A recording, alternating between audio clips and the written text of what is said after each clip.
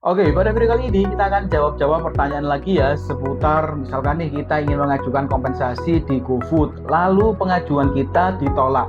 Apakah kita bisa mengajukan ulang ataupun mengajukan lagi? Nah, mau tahu info lengkapnya? Mari kita bahas.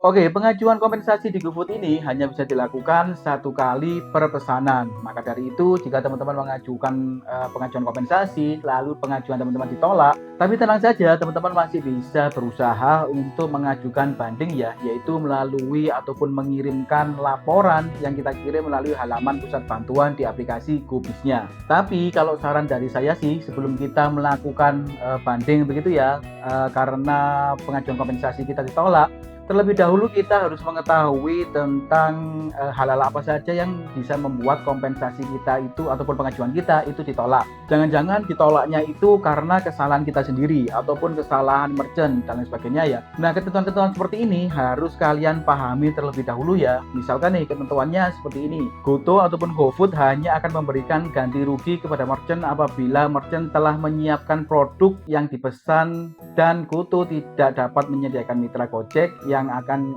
mengambil sendiri produk yang dipesan di outlet merchant ya, dan atau membatalkan pesanan produk yang langsung dilakukan oleh pelanggan atau mitra Gojek.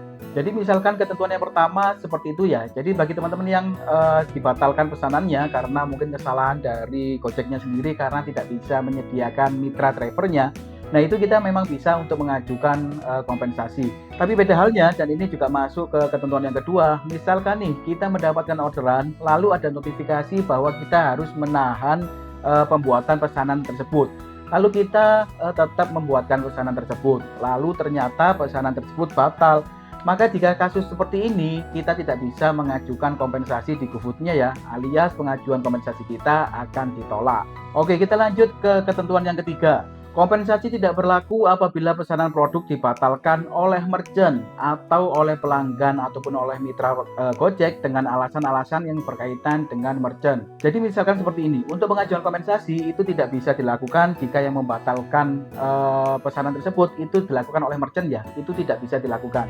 Jadi pengajuan kompensasi bisa dilakukan jika pengajuan kompensasi tersebut dilakukan oleh customer ataupun mitra Gojek. Tetapi juga hal yang perlu diketahui, meskipun yang membatalkan itu customernya ataupun drivernya, tetapi atas kesalahan dari merchantnya itu juga tidak bisa kita mengajukan kompensasi ya.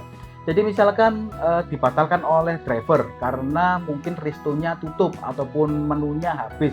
Nah, hal tersebut kita tidak bisa mengajukan kompensasi ya. Oke, kita lanjut ke ketentuan berikutnya. Kompensasi tidak berlaku untuk kategori produk tertentu. Nah, misalkan yaitu produk-produk yang bisa dijual ulang ya. Misalkan teman-teman menjual frozen food ataupun produk-produk kemasan, yang itu jika nanti pembeliannya ataupun transaksi teman-teman dibatalkan, itu bisa dijual kembali. Nah, itu tidak akan diterima ya pengajuan kompensasi teman-teman. Oke, kita lanjut ke ketentuan berikutnya.